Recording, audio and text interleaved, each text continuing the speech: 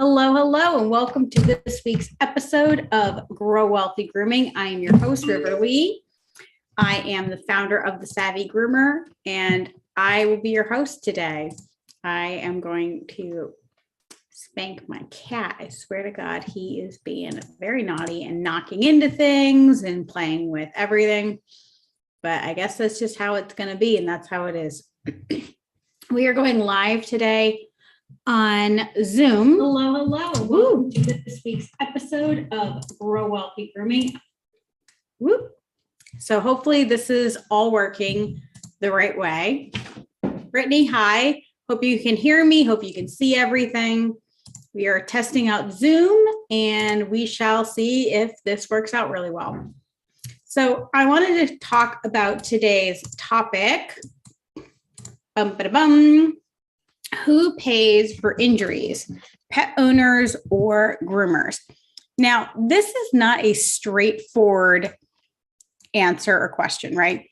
There's so many factors involved. So I'm going to try very hard to go through what, may or may happen. If you're wondering what to do if someone does question if you've injured their pet, I actually have a great video all about that on my YouTube channel called What to Do If You're Accused.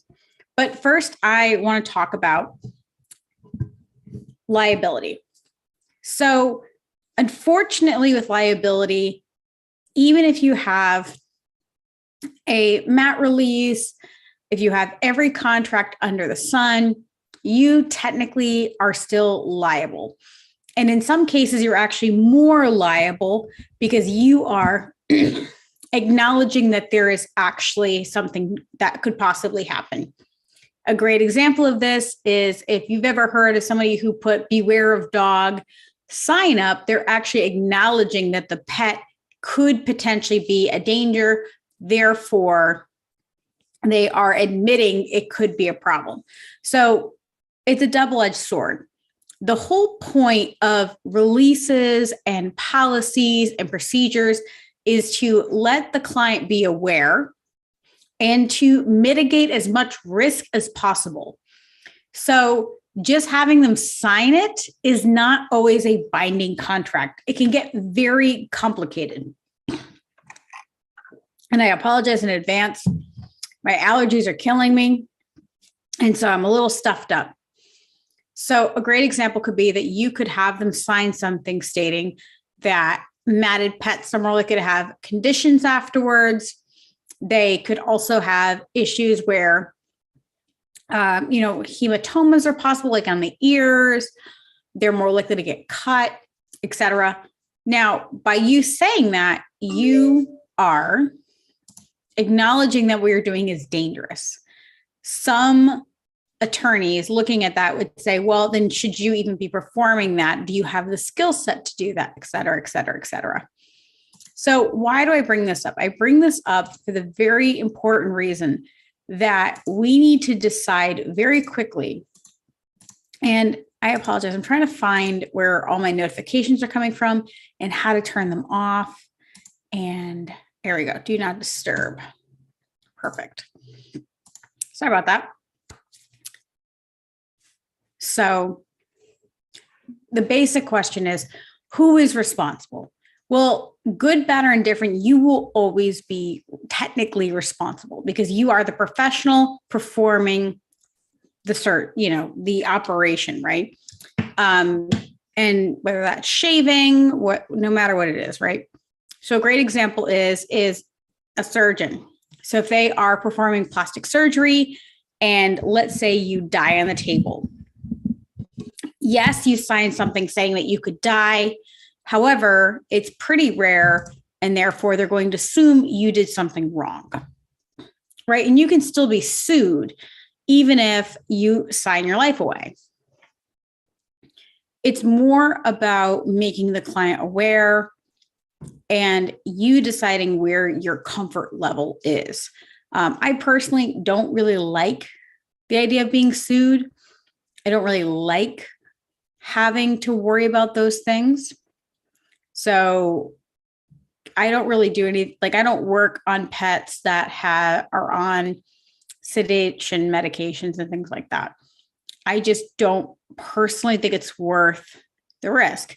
That said, you're also talking to somebody who enjoys grooming cats, and that's a higher risk to me.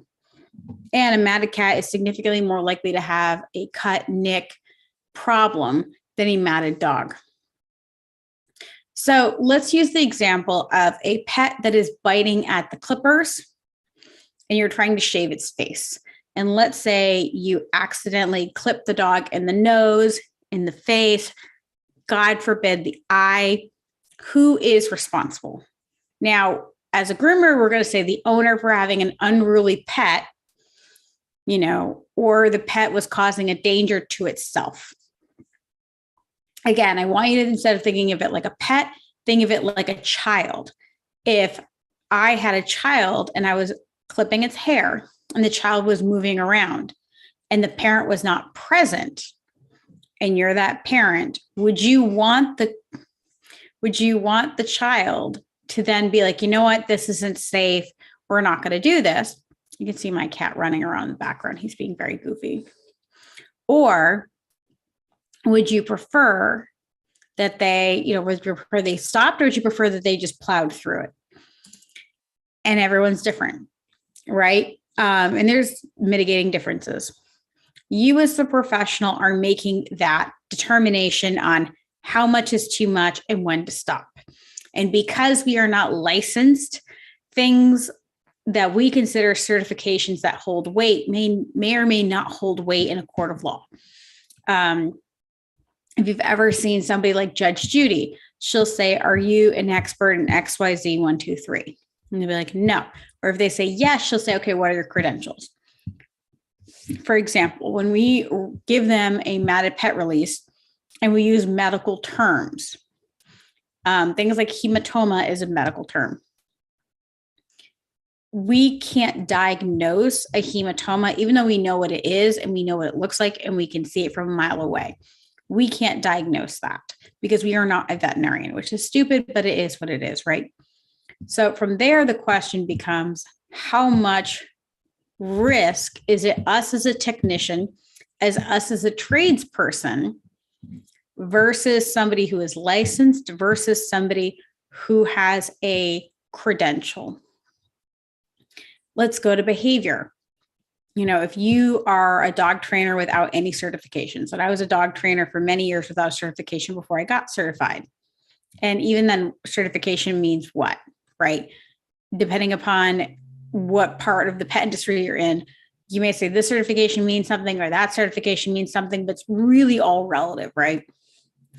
So if you got in front of a judge and you said, here is my release. Now, first of all, I hope you got a professionally written release from an attorney and not just something that you Frankensteined off of Google, because again, certain wording on releases means things legally. It's kind of like a puppy cut. Pet owners use puppy cut very differently than we would use puppy cut. Puppy cut to us is a standard poodle cut that is a very specific meaning, versus puppy cut to them doesn't. Same thing with legal terms. So having it written by an attorney is very, very important, because they're going to make sure that locally, legally, it's written in the right way. It's going to hold up in court legally. And on the flip side, it's also going to be congruent. You're not accidentally going to shoot yourself in the foot, right? So with that release, you're not trying to present yourself as a professional, in the sense that you're not a medical professional. And that's important, especially with elderly pets or with matted pet releases, right? And then that's, because again, you're also potentially implying on those releases, and I love releases, do not misunderstand, that you're going to be able to diagnose when something has gone too far, right? And a lot of times we have legal terms like that in our releases, right? It'll be something like, we have the right to refuse based on XYZ 1, 2, 3. Okay. But if we were to explain what that means, is there a credential? Is there something that you can point to except for your gut or I felt, right? In a way that we can actually point to it. And again, common sense and a court or law are two different things. If we get sued, it becomes very difficult in some places to sue us for more than the pet is worth, but it does happen. And a lot of times insurance companies won't cover you if they see something as gross negligence, right? And the second you ask a pet to sign a amended pet release or an elderly form, you're admitting that it could become a problem. You're admitting that it could be a higher risk, the same as the dangerous dog signage. And so with your credentials, let's say you do have credentials that you can point to. Maybe you're a vet tech and you have your vet tech license, or you're a certified dog trainer. We don't have to go into specific organizations, but some organizations are better than others. And same thing with being, a groomer in some organizations versus others. Okay, so you have your credential. What does your credentials actually teach? So just to name one name, like the National Cat Groomers Institute of America, my CFMG, I did have to take a health portion of a test to be able to see things. And that test actually allows me to sell cat hair for vaccines because I am able to see certain illnesses, and again, not diagnose these illnesses, but see the symptoms in order to not sell the cat hair. Because you can't sell for sick cats, cats with ringworms and fleas, as well as other basic health problems like cats that could have cancer. Like, I'm not going to diagnose, your cat has cancer, but you can tell when a cat is very ill. And the same thing with dogs with ear infections, etc. So if you are diagnosing and you don't have the credentials to diagnose, and you're saying it has XYZ. So let's say you have a dog and you have them sign your regular form. You get the dog in the back and the dog obviously has an ear infection. Unfortunately, in most places, I can't diagnose an ear infection because I am not a veterinarian or even a licensed vet tech. Fine. But I've been around dogs for a very long time. I know what an ear infection looks like. I can smell it from a mile away. I can smell a yeast ear infection from a mile away. So that happens. If I proceed to clean the ears, if I proceed to do something more with the ears, let's say they're inflamed, etc., who is then liable? It depends. It depends on the judge. It depends upon, and again, I'm not saying you're necessarily going to get sued, but if they turn around and say, my veterinarian is saying that you made the pet's ears worse, you can defend yourself all you want, but realistically, you're going to lose. And the reason you're going to lose is because you made a medical diagnosis without having the medical credentials to make that diagnosis. And then you made a medical decision to keep going, right, without using somebody else. All right, so that's an ear infection example. To a lesser degree, I personally pluck ears and I externally squeezed anal glands, especially in the last couple of years. It's become so, controversial. I don't tell anyone else to do it. I think you got to do what you want to do. That's just, and I don't want to go into the schematics of it, but that's something I do. If I pluck hair out of a dog's ear canal, I could be exacerbating an underlying condition. And let's say the dog didn't go in with an ear infection. I pluck ears, the dog leaves, a few days later gets an ear infection. Did I give the dog an ear infection? Probably not. But did I do something to exacerbate an underlying condition? Yes. Therefore, I can be liable. Depending upon the owners, depending upon your insurance company, depending upon if they go to a judge, what the judge believes.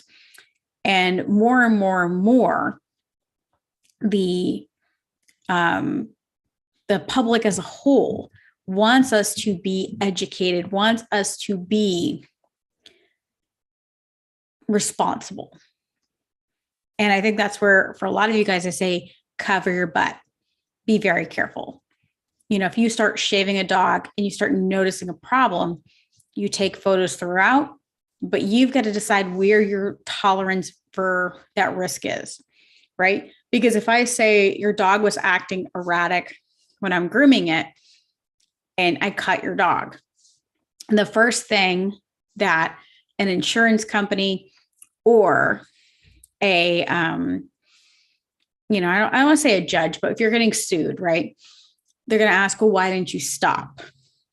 And then you're going to position yourself as an expert. In my experience as being a dog groomer for X amount of years, et cetera, et cetera, et cetera. But you have no credentials to back that up. And if you do, how are you going to quantify that? Right?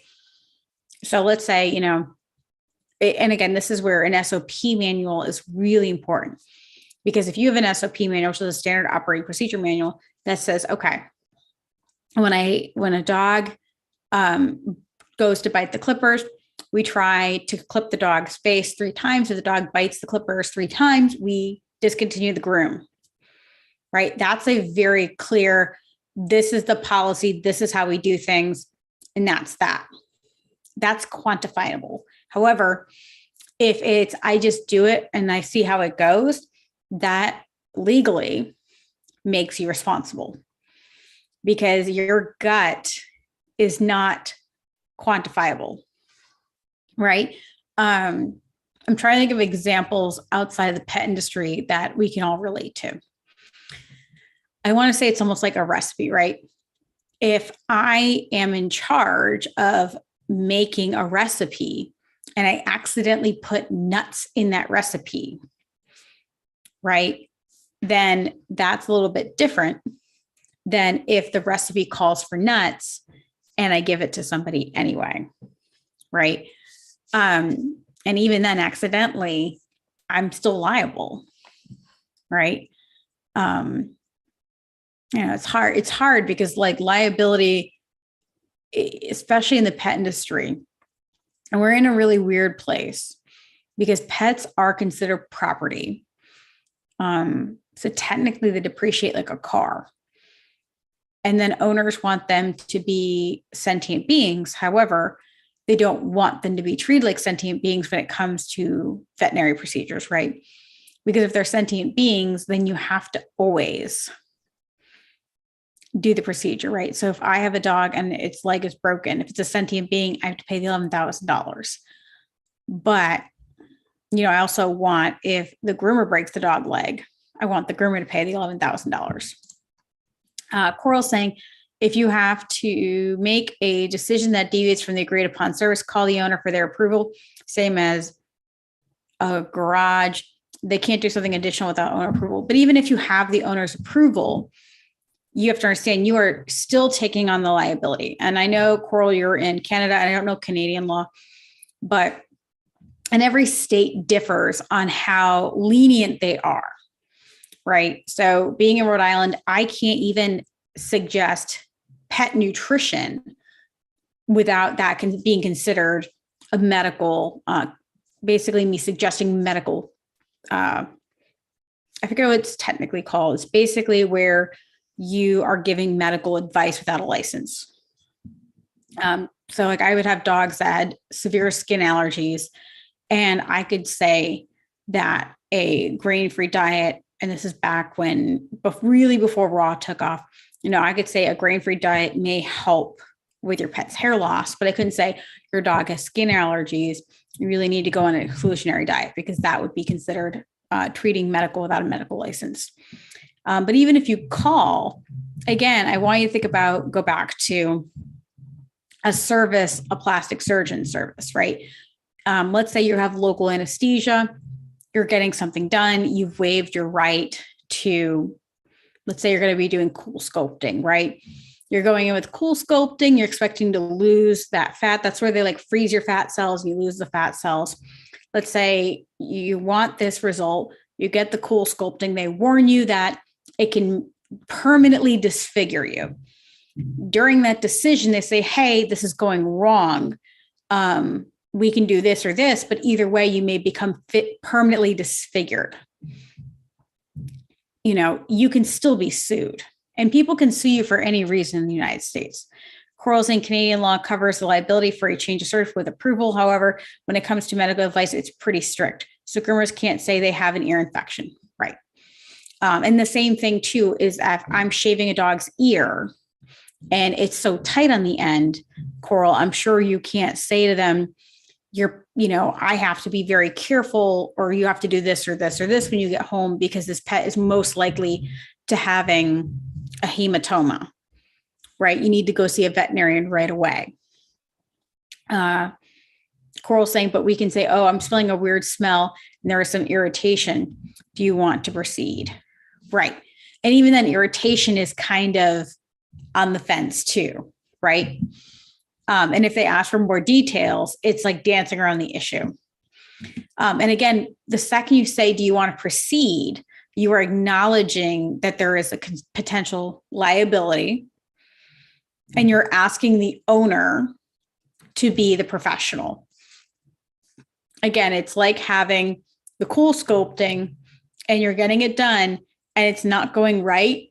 And if the technician said to you, hey, this isn't going right, do you want to proceed or do you want to stop? You would always ask their opinion, like, well, what do you think is best? And again, that's where the liability comes in, right? Because they're never going to say, oh, do whatever you want. We can't tell you either way. Right? As a groomer, you're going to say, well, I think XYZ 1, 2, 3. Right? We're giving our expert opinion. And then if something goes wrong, technically it's our responsibility. Now, that said, you can always fight a vet bill, or if something bad happens for an injury, right? And one of my biggest pet peeves is when owners tell me, it doesn't happen to me personally, I won't lie, but I've definitely heard groomers have the situation where they're like, an owner told me I got water down a dog's ear canal and they got an ear infection, which I think is the most ridiculous thing I've ever heard in my life. As somebody who had labs who went swimming all the goddamn time in the ocean, in pools, etc., that's not how that works, right? I get an ear infection from being in a public pool, not in my shower. It's either there's already an issue and it gets exacerbated, or it's getting bacteria down the ear canal, especially in a dog because it's L-shaped. And again, I'm not a veterinarian, so I can say that till I'm blue in the face, right? But it doesn't matter because my credentials are as a groomer and not a vet tech and not as a veterinarian, right? And we see all the time when an injury happens and we will tell them there's a vet, we'll say, I'll never forget, one of my students was, long story short, one of my students let me know that they were fighting a vet who had said that they had burned a dog. And the groomer's like, there's nothing that could have burned this dog. The dog didn't have a haircut. The dog had a bath and a blow dry. And the groomer was trying to find out, you're saying it was a chemical burn, like from the shampoo, or were they saying that it was like a burn from the dryer? Well, the vet refused to be more specific. And the dog had irritation on its coat. And it was probably more of like a yeast infection that then got more, upset. And it was one of those situations where, how much liability is there and how do you deal with it and who pays for that? Right. And owners can get absolutely out of control. And I get it. I get what it's like to have your pet go into a place and get hurt. It's not fun. It's like your kid. I'll never forget, my son went face plant at daycare one time. And I felt so bad for the daycare worker. She's like, I don't know what happened. He just fell flat on his face and he was all scratched up and all crazy. And in that moment, she didn't know if she was going to have a doctor's bill and someone sue her to oblivion, or someone who's going to be like, yeah, kids will be kids. Right. So I totally understand that, but it's hard to get that. There's no exact line, and it's a matter of what you want to do with that situation. And every attorney I talk to about this, their whole speech is, it depends.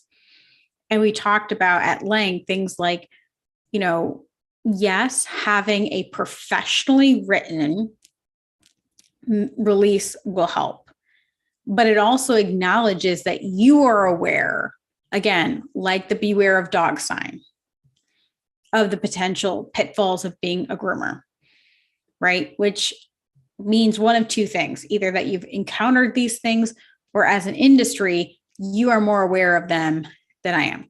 It'd be the same as if, I put in a liability form that if I dye your hair may fall out. Right. And then your hair falls out. You could still be sued. And they're going to be like, well, you knew this could be a consequence of the service you're doing. They would say that to the person and to the professional. And they would ask the professional, what did you do to prevent this from happening? And most of us don't have a procedural manual, right? The hairdresser who's like, when I bleach the hair, I use Olaplex, I only lighten it 2 shades at every appointment, et cetera. What do they put in place to make sure this thing that you've acknowledged could happen doesn't happen? Those are very, very important. And you might even put them in your release, right? You might put them in your release. If we notice any signs of swelling, tenderness, irritation, we will immediately stop the groom and send you to a veterinarian. And that sucks because a lot of our job, unfortunately, is us using our gut to see when to stop and when to keep going. Coral says, and always have your waiver checked by a lawyer to make sure it actually is void because of contract. Yes, absolutely. Local laws, and Canada is going to be different than the US, but you want to make sure mostly your state and federal law. And then if you live in a big city, if you guys are, I'm trying to think of things like New York City might have local ordinances.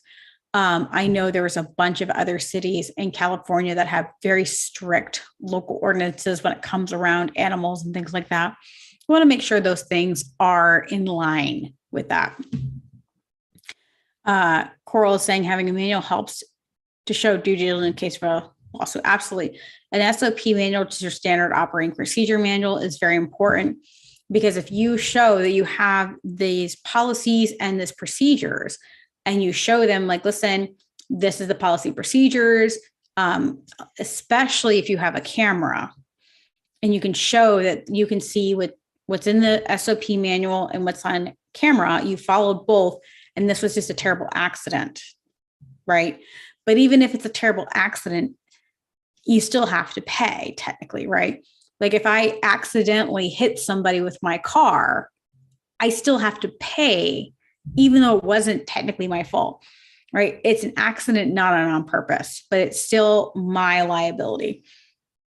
And again, if we are accepting pets that have behavioral issues, if we are accepting pets that have physical issues, we are taking on that additional liability.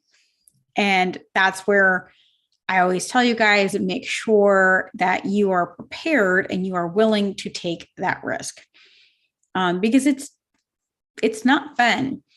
I've definitely in my almost 15-year career had to deal with an insurance company. I've definitely paid vet bills. I told you guys about the little toy poodle who had her ear snipped. That was a very, very expensive vet bill, and it was an ongoing vet bill. It was a very, very expensive experience. And because it was due to gross negligence on the groomer side, insurance did not pay for it. And I had to pay for it out of pocket.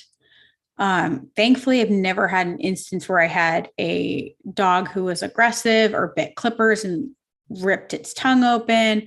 I've heard of people who have accidentally cut dogs' eyes. We've never had that. But we did have an instance where a dog had gotten a hair in its eye. We rinsed the hair. It was just a Yorkie, and she's just, she's teacup Yorkie, bulging eyes, had a hair. We rinsed it, and she didn't rub it the entire time she was there.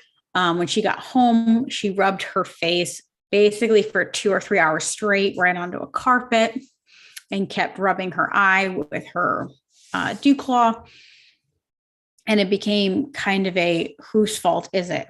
As the groomer, I'm like, your dog was not blinking. She had 2 eyes open when she left. We had that on camera.